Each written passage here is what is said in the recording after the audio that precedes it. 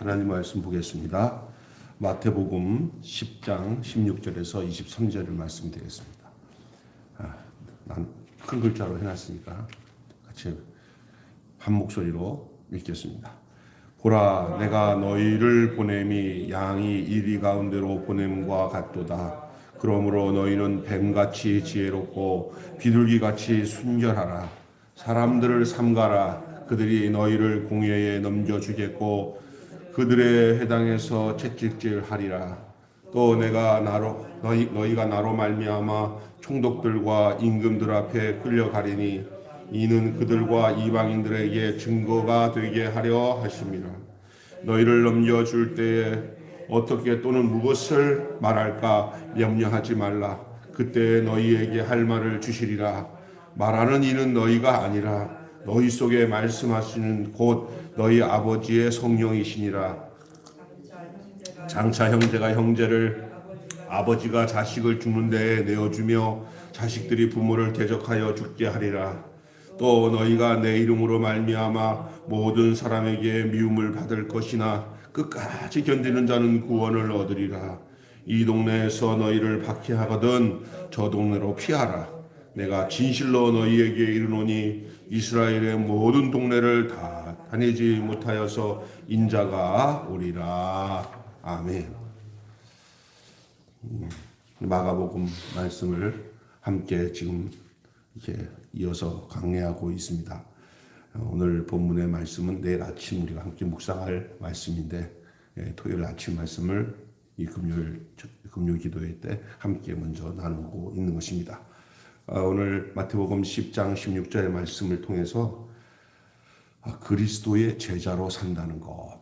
오늘 우리가 읽은 본문은 예수님의 제자들이 앞으로 되어질 일들을 예수님이 미리 말씀하는 거예요. 너희가 나를 따르는 제자가 되어서 살 때 이런 일이 나타날 것인데 그것을 각오하라. 제자들의 각오라 할 수 있고, 제자로서 산다는 것은 바로 이런 것이다. 이런 것을 얘기해요. 그러니까 우리가 그냥 잘못하면은 예수 믿고 이 땅에서 잘 살고 잘 먹고 사는 것이 예수 믿는 목적이라고 생각하지만 그게 아니라 예수님처럼 사는 거예요. 예수님 따라 그 인생을. 그러니까 예수님처럼 내가 사는 게 아니고 예수님과 반대되는 삶을 살고 있다면은 예수 제자가 아니다라고 여겨도 돼요. 예를 들어서 이 땅에서 사는데 예수 냄새는 하나도 안 나고 예수 인격도 하나도 안 나고 이 땅에 사는데 왜 사느냐? 그냥 잘 먹고 잘 살고 잘 낳고 또 뭐 원하는 대로 다 이루어지고 뭐 이렇게 해서 이 땅에서 세상 속에서 제일 행복하게 사는 삶, 그게 예수의 제자로 사는 삶이다. 어떤 부분에서는 그런 영역에 대한 부분에서도 그렇게 살아야 될 이유가 있어요. 행복한 가정을 이루고 좋은 남편, 좋은 아내, 좋은 아버지 되고, 그래서 이 땅에서 많은 사람들에게 표상이 되어서 살아가야 되는 것이 복음 전파하는 데는 중요한 거예요. 그래서 그런 것들을 간과하고 아니다는 게 아니에요. 그러나 이것은 뭐냐면 이 사회나 우리의 인생의 삶을 살아가는 동안에 우리 안에 담겨진 주님의 그 영생, 그 구원, 그 생명, 그 가지고 살아가는 동안에 사탄 마귀가, 세상의 악한 영들이 우리들을 자기들이 원하는 방식대로 살도록 꼬이죠. 우리가 그것을 막고 나의 구주가 되시고 나의 생명이 되신 예수님이 살았던 그 삶의 양식과 방식대로 살아갈 때 우리 인생이 그렇게 쉽지 않은 거예요. 그게. 그러나 그렇게 살아가야 좁은 길이고 좁은 문이고 생명길이고 천국 가는 길이에요. 그리고 그게 믿음으로 살아야 할 우리의 인생의 내용이에요. 그래서 기억해야 될 것은, 우리가 오늘 본문을 통해서 좀 무거운 말씀들이지만 우리가 본문을 통해서 기억해야 될 것은, 이제 우리가 이 땅에 살아가서 미움도 받고 박해도 받고 공경에 처하기도 하고 고난 앞에 있을 때 나는 가장 먼저 무엇을 기도하고 있는가? 어려운 일 당할 때 믿음 없어도 내가 무엇을 간구하며 무엇을 추구하고 따르고 사는가? 거기에 결정적인 제자로서 산다는 그 의미가 거기에 담기게 되어 있다는 사실을 기억하셔야 됩니다. 오늘 사도 요한을 제외한, 그러니까 사도 요한을 제외한 모든 제자들, 심지어 나중에 제비 뽑기로 해가지고 12제자에 포함된 마띠아까지, 예? 초대교회의 모든 사도들, 그리고 예수님을 따르던 제자들, 그 당시 또 교부들 모두가 다 십자가에 달려 죽거나 목을 베어서 죽거나 온갖 핍박과 온갖 고통을 당하면서 고난 중에 순교당했어요. 여러분이 알겠지만 그 도마, 주를 나는 주의 손가락도 봐고 주님이 부활한 거 내가 보지 않고는 믿지 않겠다고 하던 이 도마도 나중에는 나의 하나님 나의 주시여라고 고백한 후에 저 인도에 가갖고 가장 비참한 모습으로 순교를 당했어요. 여러분, 예수를 믿는다는 것은 예수 때문에 순교도 각오하는 것이 예수를 따르는 삶입니다. 그런데 우리는 얼마나 나약한 삶을 사는지 예수 믿다가 뭐가 안 되면은 그냥 예수님의 제자들의 모습과는 상관없이 이래서 못 믿겠다, 저래서 못 믿겠다. 내가 꼭 믿어주는 사람 같아. 믿는 사람이 아니라 믿어주는 사람들.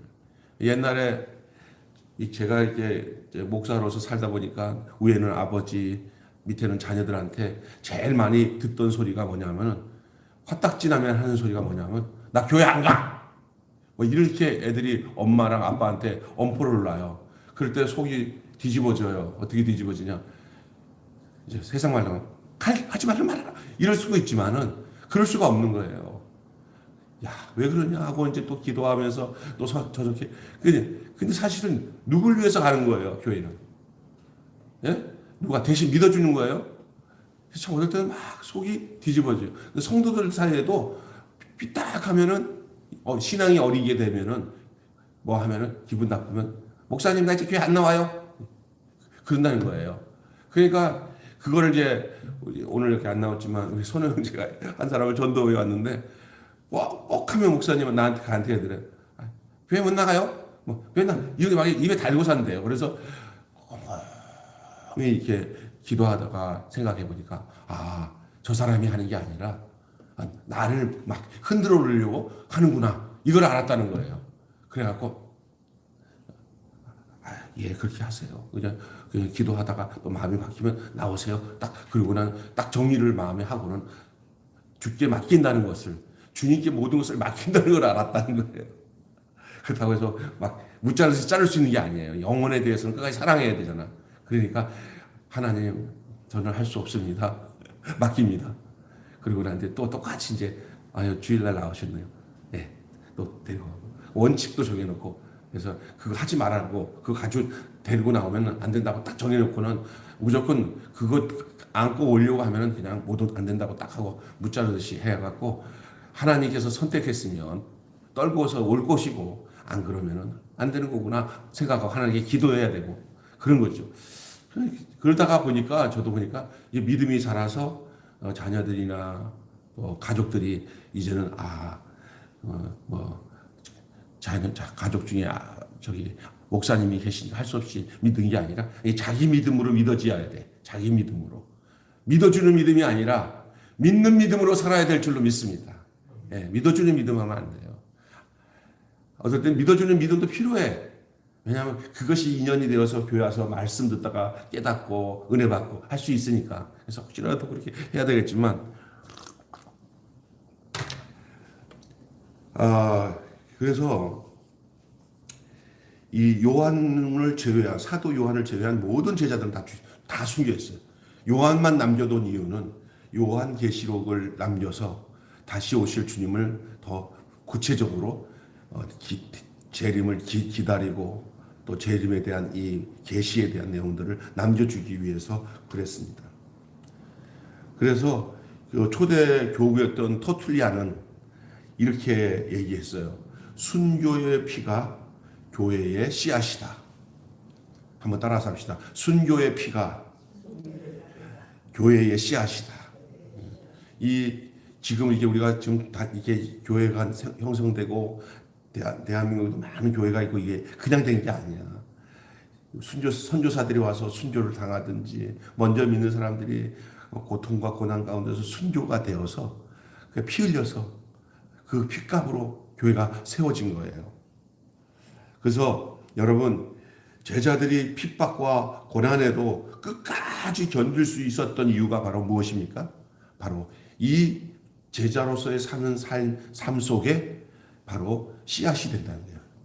미랄이, 한 알의 미랄이 땅에 떨어져 한 알 그대로 있으면 안 되지만 그것이 썩어서 거기서 싹이 나서 그 자기가 죽음으로 그 씨앗이 터져가지고 그게 이게 나무가 되고 그게 줄기가 되고 여기서 열매가 나오는 거죠. 그냥 한 알 그대로 가만히 있으면 거기서는 생명이 자랄 수가 없는 거예요. 죽음으로 생명이 씨앗이 터지게 되는 줄로 믿습니다. 근데 그게 뭐냐? 그게 예수님이 살았던 삶의 내용이고요. 그리고 예수님이 우리에게 너희가 나의 제자면 너희 십자가를 지고 나를 쫓을 것이다. 하늘의 미랄이 누구였어요? 예수님이었어요. 그 미랄이 터져가지고 이제 쑥 자라가지고 또 열매를 맺어서 또 미랄이 생겨가지고 또 뿌려져야 할 씨앗이 됐어요. 그 씨앗이 누구냐? 바로 우리예요. 우리가 인생의 삶에서 그렇게 예수님처럼 심겨져서 터져가지고 거기서 열매가 나오는 줄기로 나무로 자라서 또 열매를 번식하는 거예요. 그리고 이렇게 교회라는 나무가 세워지는 거예요. 그게 바로 좋은 나무요, 좋은 열매예요. 그러나 그 과정은 쉬운 게 아니에요. 누군가가 희생이 되고 그 생명이 땅에 파묻혀가지고 그 생명이 죽어야 또 생명이 나오는 거예요. 씨앗이 죽어야 생명이 나오게 되는 줄로 믿습니다. 여러분이 저가 이제는 그냥 사는 인생이 아니라 예수 씨앗이 돼서 사는 인생인 줄로 믿습니다. 예수 생명 씨앗. 여러분, 그래서 그렇게 주님께 생명 가운데 부름을 받은 사람은 생명을 소유하고 사는 것뿐만 아니라 그 생명 속에는 그 씨앗 속에는 그 씨앗이 이루어야 할 사명이 있어요. 그게 뭐냐면 씨앗이 죽어야만이 되는 것처럼 그게 사명이에요. 그래서 또 다른 씨앗으로 번식하는 거예요. 그래서 제자로 산다는 것은 뭐냐? 생명보다 사명을 따라 사는 삶이 제자로 산다는 거예요. 채찍질 당하든 또 수치스럽게 넘겨지든 생명보다 사명보다 그 사랑이 제자들을 이끌었어요. 예수님이 자기 생명을 내어놓고 아버지께서 맡겨진 생명을 따라 걸어간 것 같이 이제 저들이 바로 그렇게 걸어가야 할 인생이 된 것이죠. 자기 사람들을 사랑하시되 우리 예수님께서 끝까지 사랑하신 이유가 바로 여기에 있는 거예요. 그게 목적이에요. 그걸 또 경험했고요. 제자들이. 그리고 너희들이 그래서 나와 같이 똑같이 핍박을 받고 환난을 당할 것이다. 그것이 증거예요. 증거. 내가 씨앗이라. 내가 당신의 제자구나 라는 것이요. 예수님이 하신 말씀이 세상이 나를 미워하면 너희도 미워할 것이다. 만약에 이 세상이 나를 미워했는데 너희들을 미워하지 않는다면 너희가 나에게 속해 있는지를 너희가 점검해 보라는 거예요. 세상이랑 딱 짝짝꿍이 돼가지고 세상이랑 잘 즐기면은 핍박 안 받아. 도둑질도 안 하고 사기도 안 치고 반듯하게 사는데 세상은 그걸 하라고 막 요구를 하는데 그걸 안 해. 그러면 핍박이 오는 거예요, 세상이. 바르게 살고 주님 뜻대로 살면 세상에서 핍박을 받는 것이 내가 예수님의 제자라는 것에 대한 증거가 되는 줄로 믿습니다. 오늘 그래서 그 앞에 본문 보실까요? 첫째 여기 16절, 17절, 18절까지, 19절까지, 17절까지 한번 읽어봐요. 18절까지, 16절에서 시작. 보라, 내가 너희를 보냄이 양이 이리 가운데 보낸 것 같도다. 그러므로 너희는 뱀같이 지혜롭고 비둘같이 순결하라. 사람들을 상가라. 그들이 너희를 공회에 넘겨주겠고 그들의 회당에서 채찍질하리라. 또 너희가 나로 말미암아 총독들과 임금들 앞에 끌려가리니 이는 그들과 이방인들에게 증거가 되게 하려 하심이라. 이제 이런 얘기를 어떻게 들은 거냐면 예수의 제자가 되고 예수를 따르고 예수의 제자로 산다는 것은 간단하게 말하면 세상 말로 팔자가 더러워지는 거예요. 세상 말로. 무슨 팔자야? 예수 팔자로 살아야 되기 때문에 그냥 이 땅에 살아가는 동안 예수님을 핍박했던 방식으로 우리를 핍박할 수밖에 없어요. 세상이. 이 마귀가 예수님을 괴롭혔듯이 우리를 괴롭힐 것이고 마귀가 예수를 죽였듯이 우리를 죽이려고 할 것이에요. 그것이 우리가 예수님께 소속되어서 예수님의 제자가 된 증거인 줄로 믿습니다. 그렇기 때문에 우리가 이 땅에 살아가면서 우리 예수님이라면 어떻게 하셨을까를 늘 생각해야 돼요. 예수님이라면 화를 냈을까? 예수님이라면 이런 데서 유혹을 받을 때 그냥 냉큼 뇌물을 받았을까? 예수님이라면 어떻게 하실까? 이렇게 생각하면은 우리 안에서 그게 딱 시금석이 돼요. 딱 증거가 돼요. 아니다. 내가 뭐 한두 푼 때문에 이렇게 세상 것들 욕심 때문에 내가 예수님 따르는 걸 포기하면은 내가 예수님의 제자가 아니지. 딱 증거가 나와요. 그래서 그냥 이론으로 믿는 게 아니라 실제적인 삶을 통해서 막 닥치는 일들이 다 주님을 따르는 그 증거가 되는 줄로 믿습니다. 예? 그게 믿음이에요. 예수님과 나와 상관없이 사는 것은 믿음이 아니야. 그러나 예수님과 나와 똑같은 상관을 갖고 예수님처럼 사는 것, 예수님이라면 어떻게 살 것인가 라는 것을 늘 마음에 두고 사는 것이 믿음의 삶인 줄로 믿습니다. 그게 제자로 사는 거예요. 근데 예수님이 뭐라고 그러세요? 내가 이 공에 끌려가갖고 심판받고 핍박받고 하는 것들이 너희도 그렇게 될 것이다. 그걸 각오해라. 이렇게 말씀하고 있는 거예요. 그렇기 때문에 세상에 나갔을 때 뱀처럼 지혜롭고 비둘기처럼 순결하라.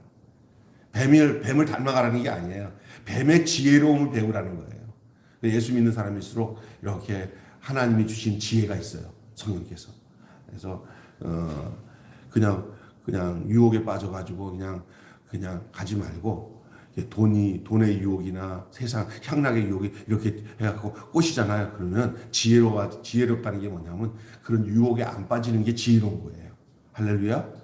유혹에 안 빠지는 게 사기꾼한테 사기 안 당하는 게 지혜로운 것처럼 예수 믿는 사람들에게는 딱 확고한 하나님 주님과의 관계가 되면은 그것에 어긋나면은 아무리 좋은 것도 이거 아니야 그러면 나중에 보면은 내가 잘했구나. 야 그때 다른 사람들은 거기에 홀딱 넘어가고 전부 투자했는데 나는 이건 아니다라는 게 성령께서 내 마음에 딱 주셔서 내가 뭐 더 많이 가져서 뭐 하겠어 그냥. 먹고 살고 입는 것만 있으면 족한 줄 알지 하고 이렇게 딱 하나님 말씀을 지켰더니 아이고 하나님이 보호해 주시는 역사들이 나타나게 되는 줄로 믿습니다. 아멘. 저도 많이가 옆에 목사님이 막 저렇게 나가니까 그냥 나도 경쟁심에 막 해가지고 이게 넘어지는 경우들이 많았을 건데 이제는 그거는 그런 거고 하나님 저렇게 저는 쓰고 누구 욕할 거 없고 나는 어떤가 내 안에 계신 주님이 뜻 따라 그렇게 살아가면 돼요. 예수 주를 따라가네 주만 따르네 주를 따라가네 주만 따르네 할렐루야. 그 다음에 생명보다 사명을 따라가는 거예요. 사명을 예수님이 그렇게 살았던 것처럼. 두 번째로는요 이제 예수님을 따른다고 하는 내용에서 이제 예수님이 직접 하신 말씀이에요. 함께 하시는 성령을 따르라는 거예요. 너희와 성령님이 함께 하실 거라는 것을 예수님이 말씀하시는 거예요. 이건 지금 예수님이 장차 제자들이 살아가는 삶의 내용들이 이렇게 살 것이라고 미리 고지해 주는 거예요. 오늘 본문은. 너희들이 이렇게 될 것이다. 자, 아까 전에 어디까지 읽었죠? 19절부터 한번 읽어보세요. 이제 읽고 내가 또 그거에 관련돼서 말씀 더 전해드릴게요. 시작. 너희를 넘겨줄 때 어떻게 또는 무엇을 말할까 염려하지 말라. 그때 너희에게 할 말을 주시리니 말하는 이는 너희가 아니라 너희 속에서 말씀하시는 곧 너희 아버지의 성령이니라. 21절 보세요. 장차 형제가 형제를 아버지가 자식을 죽는데 내어주며 자식들이 부모를 대적하여 죽게 하리라. 혈육이 필요 없어요. 이 마지막 막판에 예수에 속한 사람과 예수에 속하지 않은 사람들이 아주 막판에는 적대 관계가 생겨요. 적대 관계. 그래가지고 어떻게 하면 죽음에 내어주는 거예요. 옛날에 그런 일이 많았어요. 공산국가가 되어가지고 남한 북한에서 이제 내려와가지고는 이제 반동문자, 특별히 예수 믿는 목사들 비롯해가지고 이렇게 있는 사람들을 다 고발해가지고 막 끌려가서 죽는데 누가 죽음에 하냐? 자식이 아버지 고발해서 우리 아버지 지주예요. 우리 아버지 반동분자예요. 어떤 경우 또 아버지가 또 앞장서가지고 우리 자식 이거 반동분자라고 그래가지고 죽이는 일도 있었다는 거예요. 예? 이게 이제 그와 같은 일들이 막판에는 이 영적 세계 안에는 있어요. 그래서 자식이 또 같이 한 영으로 또 가족이 예수를 믿어서 한 영으로 되지 않으면 지금은 평온하니까 모르지만 막판에는요 정말 아주 무시무시한 일이 발생되는 거예요. 왜냐하면 그냥 예수의 제자로 안 살고 그냥 세상의 사람으로 살면은 거기에 섞여서 그냥 큰 문제가 없을 수도 있어요. 그래서 원수가 어디 있다고 그랬어요? 내 집 안에 있어요. 원수가. 그 말이 그런 거예요. 그리고 진짜 성도들이 교회 안에 있고 가짜 성도들이 같이 있다가 막판에 가서 이 가짜 성도들이 진짜 성도들을 전부 다 죽임에 내몰게 한다는 거예요.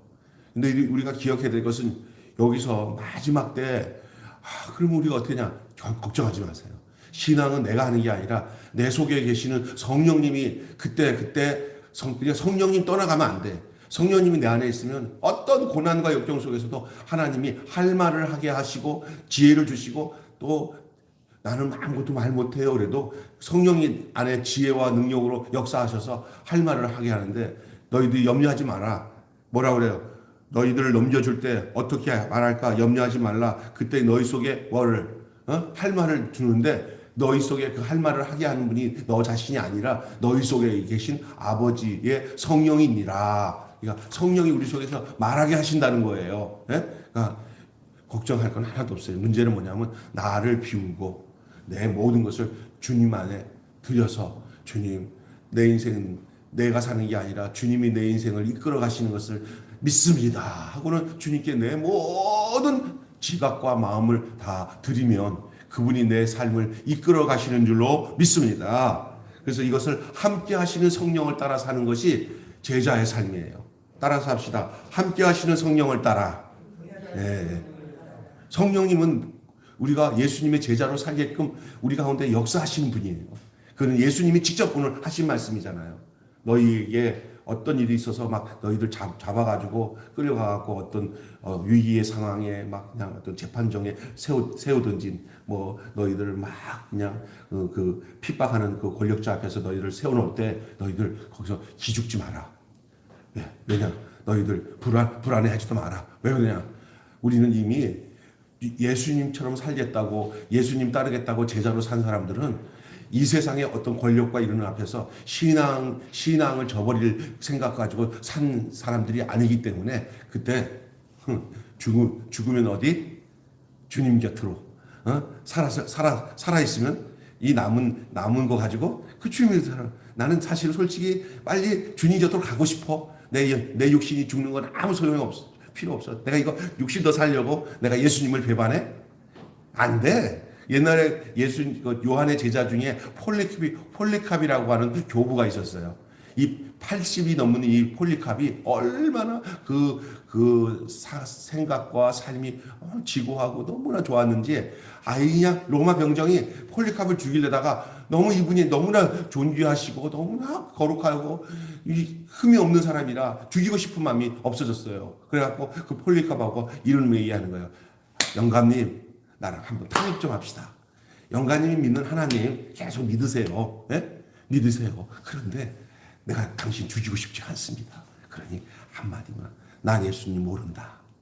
그렇게 한마디만 하면 그거 참작해서 생명을 보존하고 그리고 예수 믿으세요. 한번 굴복하세요. 그러더래요. 그럼 그럴만 하잖아요. 난 몰라. 나 안 믿을 거야. 나 예수 몰라. 그러면 돼요. 그렇게 했는데 그 폴리캅 그 어르신이 뭐라고 하냐면 내 80평생에 사는 동안 예수님이 한 번도 나를 모른다고 하지 않았는데 예수님이 나를 한 번도 모른다고 하지 않았는데 내가 어찌 예수님을 모른다고 하리요. 나 그거 안 한다고. 그래서 그냥 에이 하고 죽었어요.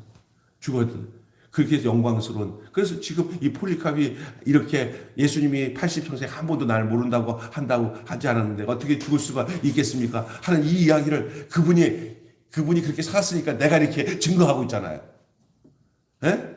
여러분 이게 뭐냐면은 함께 하시는 성령님이 함께 있으면요 이 세상에서 살고 죽는 것을 뛰어넘어요. 그게 제자의 삶이에요. 예수의 제자라는 게 그냥 말만 제자 이렇게 흉내를 내는 사람들이 제자가 아니라 예수와 똑같은 삶으로 살기로 작정하는 사람이에요. 오늘날 예수님의 제자라고 하면서 예수님이라면 저렇게 안 살 텐데 하면서 자기가 제자 훈련시키는 사람도 많아요. 기가 막혀. 아니 교회에서 무슨 제자 훈련을 시키고 막 이렇게 가르치는데 그분이 예수님이라면 저렇게 살 수 있을까라고 생각하다면 전혀 아니야. 돈도 많이 착복해놓고 막 얼마나 그리우리한 삶에서 또 거기다가 세상에서 높다고 하는 정치인들이랑 같이 어울려가지고 뭐 큰 호텔에서 식사도 하고 뭐 하고 막또 이렇게 막 사람들이 막 하니까 뭐 큰 사람이 된 것처럼 돌아다녀. 우리 예수님 절대 그렇게 안 살았어요. 사람들에게 버림받았어요. 있는지 없는지 그거 없이 살았어요, 예수님이. 그런데도 그 영향력이 얼마나 컸는지 그 삶을 따르는 그 소수의 제자들이 또 예수님처럼 살고 또 소수의 제자들이 또 예수님 사는 것이 이어져서 여기까지 왔는데 우리에게 그것이 진짜인지 가짜인지는 여러분이 분별하시기 바랍니다. 여러분이 분별하실 줄 알아야 되거든요. 왜냐하면 우리 예수님은 세상 영광 중에 나타난 분이 아니에요. 세상에서 버린 속에서 나타난 영광이었어요. 세상에서 잘 나가면은 거의 예수님을 따르는 삶이 아닐 경우가 있어요. 어떤 면에서는 있을 수 있어요. 어떤 과정 속에 막 예수님의 그 능력들이 나타날 필요가 있었어요. 그때만 나타났지. 궁극적으로는요, 세상 영광 얻으려고 예수님 그 길로 안 가고 도리어 버리고 하늘 영광 가져오시려고 십자가로 죽는 길로 갔어요. 그게 예수님의 제자들의 삶이었어요. 그게 바로 성령님이에요. 그래서 성령님은 이 세상에서 만몬이 부추기는 그리고 또 이 세상의 어떤 재물의 영들이 또는 영광, 세상 영광을 추구하는 이 귀신들이 좋아하는 것을 추구하는데 절대 하나 될 수 없어요. 귀신이 좋아하는 것 반대가 성령이에요. 그럼 성령이 주시는 그 참된 영광은 어딨냐? 여러분이 그게 제자의 삶이에요. 제자의 삶이 무조건 힘든 삶은 아니에요. 왜냐하면 그 제자로 부름받은 사람은 그 하늘의 그 깊은 영광을 예수 안에서 그것이 있기 때문에 그 험난한 이 세상의 핍박의 길도 갈 수 있는 거예요. 그거 알아야 돼요. 어떤 사람들은 아이고 예수 믿고 저렇게 고통당하고 아이고 그 좋은 거 직장도 다 버리고 어떻게 아프리카 오지에 가서 선교사를 하냐. 이성우 선교사라고 저랑 이 DCF에서 같이 훈련받던 누구야 우리 그 DCF 멤버 중에 있어요. 저랑 나이가 비슷해요, 그 친구도. 근데 GBT에서도 최고 똑똑한 사람이고 독일학교 나왔는데 뭐 너무너무 똑똑한 사람인데 그가 뭐라 하냐면 주변 사람들이 당신 같은 사람은 저 서울대학교 교수가 앞으로 될 사람인데 어떻게 저 선교지로 가냐 그랬더니 아니 우리 하나님이 나같이 공부 많은 사람을 싫어하시면 나는 하나님께 드릴 게 없지 않냐고. 제일 좋은 걸 드려야 되잖아요. 자기가 그래. 자기 똑똑한 건 알아. 그런데 엄마 아버지가 얼마나 반대를 했는지 그때 연세가 많으셨는데 그 어머니 아버지가 저 선교지 아프리카 선교로 가려면 너 죽고 나 죽자 그렇게까지 하니까 믿음 없는 부모가 그런다고 해서 그 팽개치고 선교지 나갈 것이 않아서 그래서 15년 동안 기다렸다가 드디어 어머님 아버지 돌아가시고 난 다음에 바로 그 약속대로 선교지로 들어갔어요. 그래가지고 그 선교지에서 그 아내를 아내를 잃었어요. 아내를 잃어가지고 홀로 다시 돌아와서 낙담하고 있는데 또 그런 자매를 또 붙여주셔서 또 그 자매가 그냥 알아봐. 영적인 건물들은 여자들도 그 알아보는 거예요. 다가와서 다시 나갑시다. 당신 아내는 죽었지만 내가 당신이 다시 다음 아내가 돼서 같이 하고 해서 다시 선교지로 나갔어요. 내가 한번 초대할게요. 이분 한국에 들어올 때 아주 기가 막힌 거예요. 아주 그 사람이 볼 수 없는 영광을 보기 때문에 가지요. 여러분 우리 어머니도 옛날에 이 세상에 목사질이라고 하잖아요. 이 목사질 하는 게 별로 안 좋은 줄 알았는지 나를 목사 되겠다니까 처음에 엄청 반대를 했어요. 예? 우리 어머니가. 그런데 그때 우리 어머니 장로교 다녔는데 그때 그 교회에서 뭘 옛날에 많이 했어요. 그거를요. 신학생들을 위해서 개똥 붙듯이 돈을 이렇게 헌금해가지고 신학생들 키운다고 해가지고 신학생을 키웠는데 우리 엄마가 꽤 많이 모아가지고 헌금을 하는데 내가 저기 신학을 한다고 그랬더니 우리 엄마가 개돈 같이 모아가지고 신학생을 위한 헌금을 드리는 건 좋은데 내 아들 신학생 된다고 하니까 처음에는 좀 이랬나 봐요. 그런데 마음속에 너 헌금 드리는 게 가증스럽다 그런 마음을 주시더래요. 그래가지고 야 엄마가 응답 받았다 그러더라고요. 그래서 저기 이렇게 모아놨던 나도 그때 모아놨던 그 폐물 있잖아요. 그 돈을 딱 갖고 등록금 내라고. 나 그때 굉장히 걱정했는데 등록금을 그걸로 딱 종잣돈을 주시더라고. 그래서 그거 돈 바꿔가지고 등록금 냈어요. 그리고 생각해 보면 지금 와서 우리 엄마 말이 맞는 것 같아요. 이 길로 막았던 이유가 알겠어요. 내가 이렇게 살아보니까. 지금 보니까 그리 쉬운 길이 아니에요. 그냥 정신없이 그냥 생각 없이 성령께서 이끄신 대로 살았으니까 살았지. 내가 성령이 없었으면 아유 정말 너무 감사하죠. 그 영광이 같이 보이는 거예요. 세상 영광이 보이고 그런데 그 영광의 질을 감별할 수 있는 거예요. 아 이거는 예수님 진짜 말했던 그거구나. 이거 버려야 된다니 이거구나. 그리고 다른 거예요. 근데 눈먼 사람들은 전혀 몰라요. 이게 안 보이는데 하늘 영광이 안 보여. 하나님 앞에 섰을 때 영광이 안 보인다니까. 이 영적으로 눈이 멀었어요. 성령을 쫓아 그 제자들이 사는 이유는 그 눈이 열려지기 때문이에요. 함께 하시는 성령을 따라서 사는 삶이 제자로 산다는 것이죠. 그러니까 제자가 됐는데 계속 무슨 배워서 가르쳐서 뭘 많이 알아서 그래서 제자 되는 게 아니야. 여러분 양육의 내용은 뭐냐? 자꾸 채우는 게 양육이 아니고 양육은 먼저 한 가지가 더 먼저 이루어지고 난 뒤에 양육이 돼야 돼.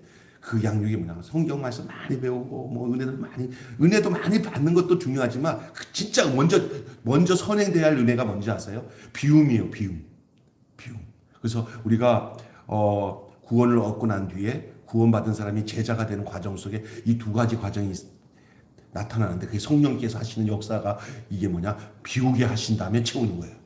그래서 성경 공부, 기도회 그리고 제자를 양육하는 과정 속에 이 비우고 채우는 일들이 안 되면 비우지 않는 상태에서 채우면은 난리 나요. 근데 어떤 사람들은 비우는 거 절대 안 돼.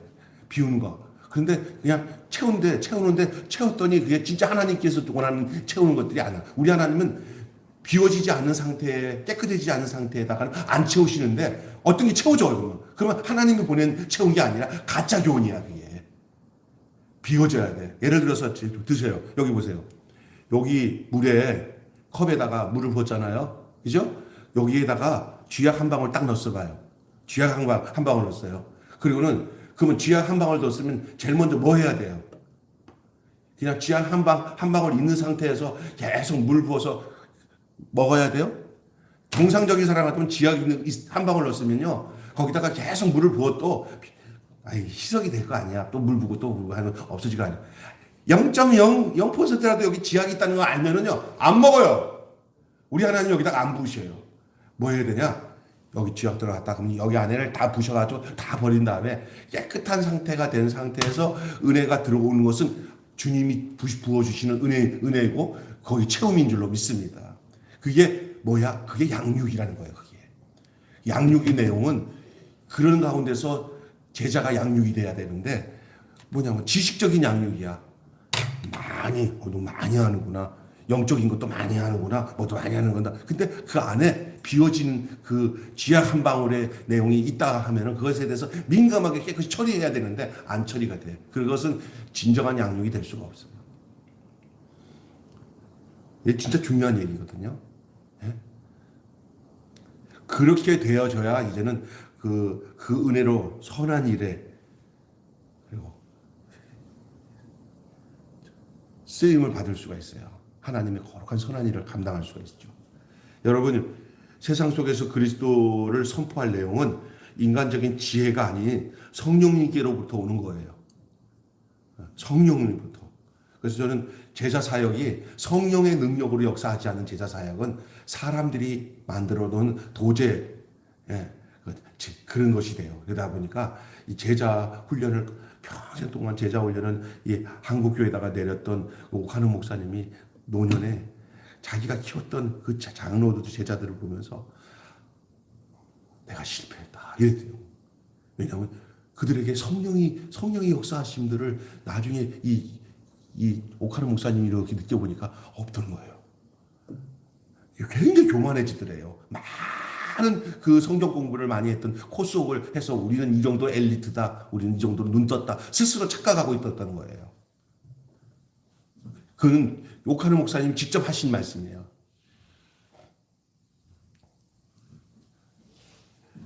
여러분, 성령님으로부터 오는 거예요. 성령님부터 오게 되면 예수님의 그 바닥 인생, 가장 밑바닥, 어떤 그 뭐 자존심도 없어요. 이건 다 이미 죽은, 세상을 향해서 죽은 그 역사가 있을 때, 그때 나타나는 역사가 성령의 역사예요. 그 순간에도 함께 하시는 거예요. 죽음의 순간, 모욕을 당하는 순간에도 끝까지 성령님은 너는 내 아들이다. 넌 내 딸이다. 넌 주의 길을 따르는 나의 제자다. 라고 거기에 머물러 있는 거예요. 그래서 성령이 없는 예수 제자 가짜예요. 성령이 이 역사할 때부터 예수의 제자로서의 삶을 살 수가 있게 되는 거예요. 예수님이 직접 얘기하셨어요. 내가 떠나는 것이 너희 유익이다. 너희 안에 내 영을 부어서 너희 속에 내가 살게 하겠다. 내가 그리스도와 함께 십자가에 못 박혀 죽었나니 그런즉 이제는 내가 사는 게 아니라 내 안에 그리스도께서 사신 것이다. 이 바울이 그 고백을 하잖아요. 바울이 예수님의 진정한 제자잖아요.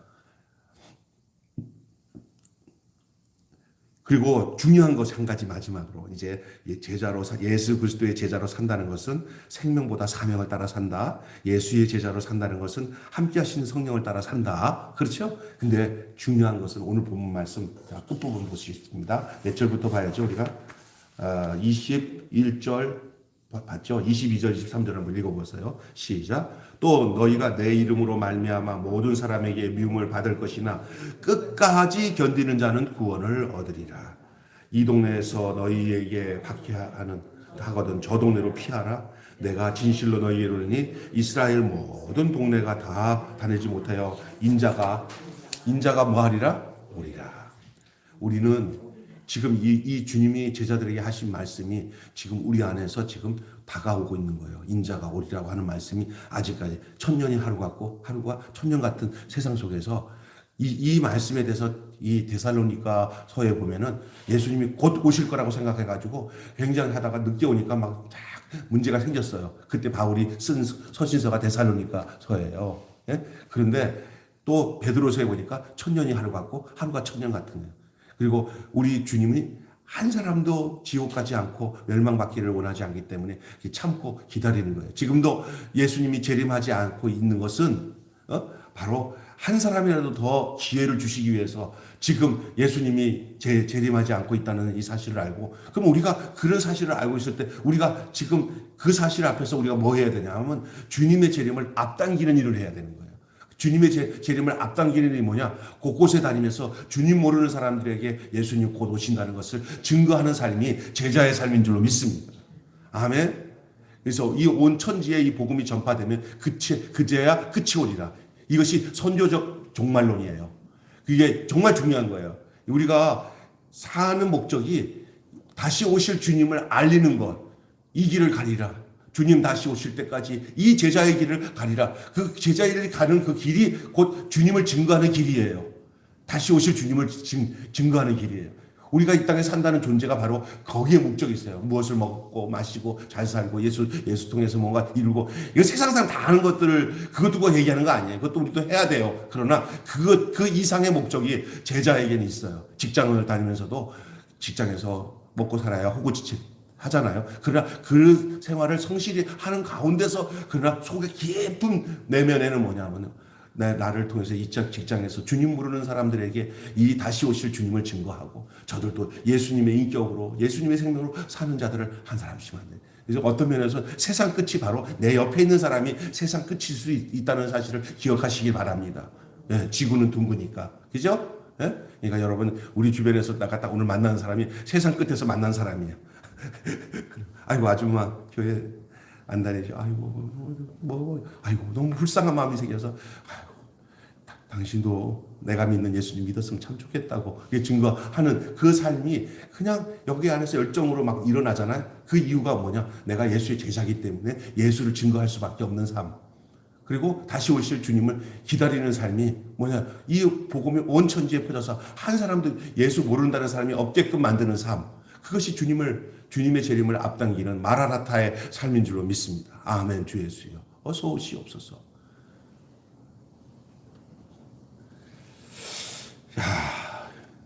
여러분 제자들이 핍박과 환난 중에서 기억해야 될 것은 이렇게 모든 것이 끝이 나지 않으며 주님은 반드시 다시 오신다는 약속이었어요. 그들은 인자가 만왕의 왕으로 다시 오셔서 악한 권세를 멸하시고 끝까지 주님을 따른 제자들의 눈물과 그 아픔을 씻어주시라는 소망을 견고하게 붙잡았어요. 그것은 그 당시나 지금나 별 다를 게 없어요. 똑같아요. 우리도 거기에다가 소망을 두어야 돼요. 우리 주님이 신원해 주신다. 이 땅에서 주님 뜻대로 사는 사람일수록 주님께 대한 소망이 있어요. 이 땅에서 주님의 제자로 반듯하게 다르게 살아가면 그만큼 그 주님에 대한 소망이 커요. 재림의 소망이. 이 땅에서 주님 뜻대로 사는 것들이 흐물흐물하면 저 하늘나라도 내가 소망하는 게 흐물흐물해져요. 할렐루야. 이 땅에서 주님과 내가 찰떡 같은 사랑을 나누면 그만큼 다시 만날 저 하늘나라에서의 그 영광의 주님을 만날 그 신랑이신 예수님을 만나는 그 영광이 너무 커서 이 땅에서 어떤 유혹도 이길 수 있는 능력이 되는 줄로 믿습니다. 소망을 굳건히 붙잡는다는 게 재림의 소망이라고 하잖아요. 재림의 소망을 굳건히 붙잡는다는 게 바로 이거예요. 그의 제자로 산다는 데 있는 이야기예요. 오신다는 약속을 따라서 사는 거예요. 오신다는 약속. 요즘에는 많은 사람들이 예수님의 재림에 대한 얘기 안 해요. 교회마다. 그리고는 이 땅에서 잘 적응해서 잘 사는 것이 복음으로 다 희석이 돼가지고 주님 재림에 대한 것들에 대해서 사람들이 그렇게 막 간절한 마음이 별로 없도록 만들어 놓는 것들이 신학자들도 그렇고 복음 내용들도 요즘에 다 그래요. 그냥 어떻게 사랑반 행복한 뭐 가정 만드는 내용들 뭐 이런 것들이 딱 매력이 현실적으로 느끼지. 주님 재림하면 죽어봐야 알지. 뭐 엉뚱한 소리 하고 있어요. 옛날 고려 때 얘기하고 있네. 그런 얘기 주기철 목사나 손양 목사일 때지. 요즘 같은 때 그런 얘기 하지 마. 아니 그냥 분위기 잡친다. 뭐 이래요.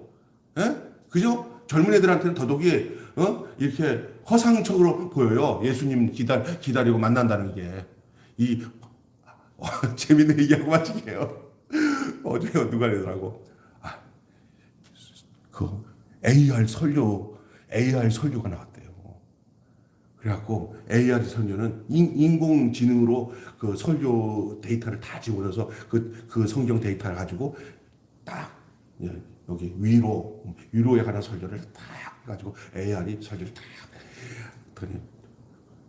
이제 일반 사람들이 그거 가지고 설교했는데 깹이 안 된대요. 이세돌이 그 AR한테 졌잖아요. 그처럼 설교도 AR 설교를 딱 올려놓고 설교하니까 하나도 틀린 게 없이 아주 딱 적용이 탁탁 되고 그래갖고 거기 입력하니까 그게 발전해가지고 그 설교가 점점 그래서 AR 설교가 우리가 저기 어디야 그 병원에도 그 의사들이 하는 시술보다 로봇으로 시술하는 게 더 비싸고 더 확실하다고. 그것처럼 아니 AR이야. 상담도 이제 AR이. 당신이 그렇게 생각하기 틀린 것 같아요. 이거 프로이드 뭐에 보면 어쩌고저쩌고 해가지고 쫙 얘기하면 당신 마음 편하게 가지세요. 그러면 그 AR이 상담해주면 편해. 근데 사람이 상담은 너무 이러면서 그래 신뢰가 AR이 더 신뢰가 돼요. 그래서 교회도 있잖아 그 목사님 하는 얘기가 교회도 목사 필요 없대요. AR 그 인공지능 로봇 하나 갖다 놓고 아유 설교하세요 당회장님 하면 그냥 그 설교한다래요. 이게 뭐냐면 망하는 거예요. 이게 막 그럴듯하죠? 왜요? 마귀의 역사는 언제든지 그럴듯해요. 더 합리적이고 확실해요. 그런데 거기에는요. 그거는 영분별로 정확히 분별할 줄 알아야 돼요. 영분별. 오늘날에는 그 AR이 우리에게 더 신뢰를 줄 수 있는 시대로 올 거예요, 아마. 심지어 설교까지 그렇게 했다는 거예요. 실제로 그런 걸 얘기를 하더라고요. 그래서 나는 참 밥을 먹다가 오리를 씹은 것처럼 기분이 나쁘더라고요. 정말요. 이게 이제 뭐냐면 올 때까지 온 거예요. 이럴 때 그 AR이 인격이 있습니까? 그 AR에 피가 있습니까? AR에 피가 있습니까? 없어요. 조금 그 설교 내용이 AR보다 못하더라도 그게 분명히 그 살아있는 인격이 있고 생명이 있는 사람이라면 그것이 더 진짜라는 것을 알 수 있는 지각이 있어야 되는 거예요. 그게 진짜 믿음이에요. 세상은 그것을 쫓고 있다는 것을 알아야 돼요. 우리가 오신다는 그 약속을 따라서 제자들이 그리스도를 바르게 따르면 고난을 피한다거나 안정된 삶을 누릴 수 있다고 하는 약속한 적 없어요. 여러분, 제자들에게 예수님께서 너는 나를 따르면 평안한 삶이 있을 것이다. 너는 나를 따르면 고난을 피할 것이다. 이렇게 말씀한 분이 성경에 있으면 나오라고 해요. 없어요. 뭐라고 얘기했어요? 이 말씀이 있어요. 그런 약속은 없어도 이 약속은 있어요. 내가 어떠한 상황에도 네가 고난당하고 핍박을 받고 어려울 때 내가 그때 너와 함께 하리라. 주님은 이 약속을 했어요. 고난 가운데 함께 하리라. 역경 가운데 함께 하리라. 나를 따르는 모든 과정 속에서 네가 나와 같은 삶을 살았을 때 내가 너 곁에 있으리라. 이렇게 AR이 판치는 이런 세상 속에 그것에 마음을 두지 말고 주님 사랑해요. 난 주님밖에 없어 하고 있을 때 주님이 함께 한다는 거예요. 끝까지 함께 한다는 게 계속 나와요. 마태복음에도 너희와 함께 하리라. 볼지어다 세상 끝날까지 내가 너희와 함께 하리라. 매서운 북풍이 불든 따뜻한 남풍이 불든 예배의 향기를 주께만 올려드리면서 주의 약속에 기대어 걸어가는 것이 제자의 삶이에요. 그래서 우리가 세상은 바뀌어요. 막 현대, 근대, 요즘은 뭐 초현대잖아요. 이런 세상 속에서 과학 문명 시대 속에서도 제자로서 살아야 할 삶의 내용과 몫이 있다는 거예요. 예수님 당시의 제자들은 그렇게 살았죠. 그러나 그들의 삶은 아주 단순한 무슨 기계가 있어요, 뭐가 없어요. 그냥 예수님 곁에서 살았죠. 지금 우리는 정말 과학 만능 속에서 살면서 이제 이 상황 속에서 어떻게 제자로서 살아가야 되는 내용이 그건 각자에게 하나님께 태인 몫이에요. 각자 자기 십자가. 현대적인 상황에서도 또 십자가 있어요. 그 근본 원리는 틀리지 않습니다. 똑같습니다. 그러나 삶의 내용은 옛날 세대나 지금이나 달라. 지금은 막 비행기 타고 다니고 막 그냥 요즘에는요 개인 날라다니는 택시가 생긴대요. 앞으로는 텔레비 나오는데 보니까 그냥 이제 공중에서 택시가 막 다니는 시대가 오는다는 거예요. 예? 아마 여러분 오래 사시면 그 공중에서 날아다니는 택시 타고 가면서 예? 그래요. 그런 시대가 올 거예요. 이제 여기서 그 택시 같은 게 딱 내려가지고 어디로 갈까요? 그랬더니 LA요. 타세요. 하고 저 LA까지 가는 그런 시대가 올 거라는 말이에요.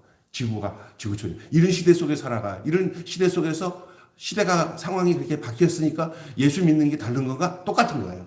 믿는 거는 원리가 그 중심의 내용은 어쩌면은 믿기가 더 힘들 수도 있어요. 왜? 그런 것들이 신봉되고 그런 것들을 믿는 시대 속에서 우리 예수를 믿는 것들이 꼭 미신처럼 느껴질 수 있는 시대가 온단 말이에요. 미신. 우리가 믿는 이 예수님을 믿는 게 꼭 세상 미신 믿는 것처럼 참 세상이 어떤 세상인데 무슨 뭐 그냥 저렇게 신앙생활을 하나 이렇게 생각할 수가 있어요. 그것이 주님 제자로서 살아가는 데 오는 도전이에요. 그 도전을 같이 주님과 관계를 갖고 믿음으로 살아가는 삶을 살아가라고 그렇게 얘기하고 있는 거예요. 가면 갈수록 예수 믿기 힘든 세상이 올 거예요. 우리 자녀들이 중에서 우리가 이렇게 지금 증거하고 있는 이런 내용을 알아듣고 그렇게 믿음 생활할 자녀들이 얼마나 있을까? 막 같습니다. 교회마다 점점 주일학교 줄어들어서 어제도 만나서 얘기하는데 무슨 얘기하냐면 동네마다 우리 교구협의회도 이제 주일학교 아이들을 한 곳에 모아가지고 어떤 건물을 얻어가지고 함께 해야갖고 그 싹이라도 그 씨앗이라도 남겨야 되지 않겠냐. 점점 줄어드니까 아이들 여기 학교가 여기 나오다 보니까 그 문방 아저씨가 장난이 아니에요. 없어요. 그 코로나 겪고 난 뒤부터는 애들이 공부를 안 한대요. 공부할 의미를 다 잃어버렸대요. 그래서 아주 하등급에 있는 실력을 가지고 있는 옛날 애들에 비해서 그것들이 아주 좋은 학교도 간대요. 애들 공부를 포기해요. 어디에 미쳐 있냐면요. 세상에서 막 춤추고 놀고 이런 데 미쳐 있대요. 애들이 이렇게 공부하는 데는 관심이 없대요. 연예인이 꿈이고요. 망하는 거잖아요. 이런 시대 속에서 우리의 자녀들과 우리 스스로가 그 예수님의 제자로 산다는 것이 그리 쉽지 않아요. 주님, 그리 쉽진 않아요. 천국 가는 그 길에는 어려움 많아요. 그러나 우리에게는 이런 믿음을 줬으니 우리가 다른 사람들 뭐 이렇게 걱정할 것 뭐 두 번째예요. 내가 주님 제자에게 가는 길로 진짜 가고 있느냐? 이게 진짜 그게 문제예요. 목회도 성도들 많이 모이는 것도 정말 늘 기도해야 돼. 한 사람이 더 구원해야 되고 정말 애달게 그렇게 해야 되지만 먼저 돌아볼 것은 나는 제대로 된 제자로서 그 길을 진짜 걷고 있느냐는 사실에 대해서 자꾸 자문다답하면서 거기서 진짜 내가 구원받은 기쁨을 누리고 그래서 그 명맥, 그 남은 자로서 그 뿌리로서 그루터기로서 그 삶을 살아가고 있는지를 돌아봐야 돼요. 다 상수리 나무가 뱀을 당해도 그 그루터기, 그 남은 자가 그 땅의 그루터기라고 했어요. 어쩌면 우리가 그루터기로서 남는 자로서 이제 살아갈 수밖에 없는 이 엄청난 세상 속에서 살고 있는 그리스도의 제자로서의 삶을 사는 그 몫을 감당해야 되는 우리 있다는 사실을 여러분 기억하시기를 바랍니다. 그래도 이 사실을 알고 내가 제자로 산다는 게 이것이구나라는 이 말씀을 듣고 거기에 옷깃을 여미고 따를 수 있다는 것은 주님이 주신 엄청난 복인 줄로 믿습니다.